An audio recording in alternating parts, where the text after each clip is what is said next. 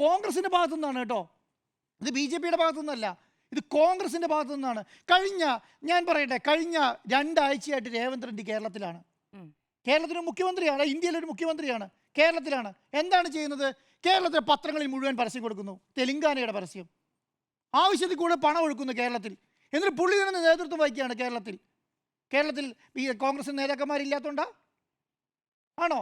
കേരളത്തിലെ കോൺഗ്രസിലെ ഏറ്റവും പ്രധാനപ്പെട്ട നേതാവായ രാഹുൽ ഗാന്ധിയും പ്രിയങ്ക ഗാന്ധിയും കേരളത്തിലെ MP-മാരാണ്. ഒരാൾ ഇപ്പോഴത്തെ കേരളത്തിലെ MP ആണ് അല്ലേ?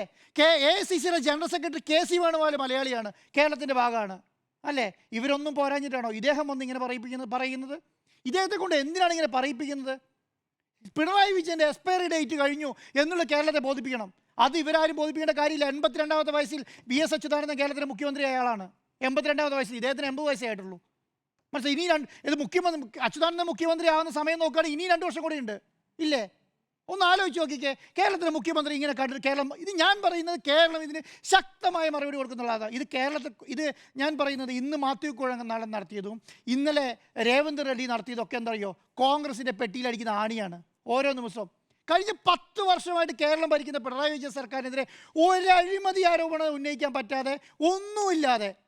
ഞാൻ പറയുകയാണ്, ഒരു ഇലക്ഷൻ്റെ തലേ ദിവസം ഓരോ കോൺഗ്രസ് നേതാക്കന്മാരുടെ മുന്നിലും BJP നേതാക്കന്മാരുടെ മുന്നിലും മൈക്ക് വെക്കുന്ന സമയത്ത് ഒന്നും പറയാനില്ല സർക്കാരിനെതിരെ, ഒന്നും പറയാനില്ല. ഇത് പറയാതെ എന്താണ് പറയുന്നത്? ഗുണ്ടായിസോ? എന്താ ഉദ്ദേശിക്കുന്നത്? കൊന്നുകളയുന്നതാണോ ഉദ്ദേശിക്കുന്നത്?